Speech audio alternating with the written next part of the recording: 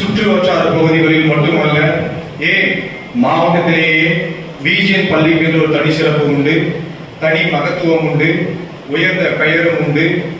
இத்தகைய சிறப்புகளுக்கெல்லாம் மற்றொரு காரணமாக இருப்பது எங்கள் பள்ளி மாணவர்கள் தான். மாணவி செந்தமிழ் மற்றும் கல்வி அவர்களை சிறந்த தலைப்பில் பேச ஆயத்தமாக இருக்கிறார்கள். அவர்களையும் நிர்வாகத்தின் சார்பாக அன்போடு மேலே கிடைக்கிறோம். என் உரையை நான் முதலில் திருக்குறளில் ஆரம்பிக்க விரும்புகிறேன். கேடில் விழுச்செல்வம் கல்வி ஒருவருக்கு மாடல்ல மற்றவையவை. ஒருவனுக்கு அழிவிலா செல்வம் என்பது கல்வி செல்வமே, மற்ற புருஷங்கள் எல்லாம் அழியக்கூடியவை.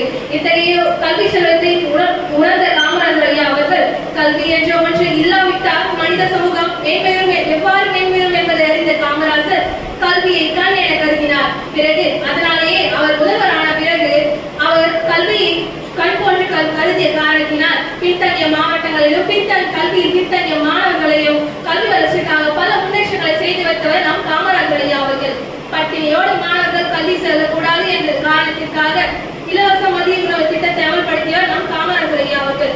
எவ்வளவு புகழ், எவ்வளவு பெருமை என்று சொல்ல முடியாத அளவிற்கு பல பெருமைகளை செய்து வந்தவர் நம் காமராஜர் ஐயா அவர்கள். அது மட்டுமல்லாமல் ஏழை பெற்றோர்களை கவலையை தீர்க்க புதிய இலவச பாடப்புத்தக திட்டத்தையும் அறிமுகப்படுத்தினார் நாம் காமராஜர் ஐயா அவர்கள். வெகு தூரம் மாணவர்கள் சோர்வடைந்து நடந்து செல்லக்கூடாது என்ற காரணத்திற்காக வீட்டின் அருகிலேயே ஆரம்ப பள்ளியையும், அது மட்டுமல்லாமல் 1 கிலோமீட்டர் தூரத்தில் நடுநிலை பள்ளியும் 3 கிலோமீட்டர் தூரத்தில் உயர்நிலை பள்ளியும் அமைத்து வந்தார் நமது காமராஜர் ஐயா அவர்கள். அவர் புகழ் பாட எவ்வளவு நேரம் எடுத்தால் பத்தாது. அது மட்டுமல்லாமல் ஏழையும் பாமரனும் கல்வி கற்க புதிய சீரோட திட்டத்தையும் அமல்படுத்தினார் நாம் காமராஜர் ஐயா அவர்கள்.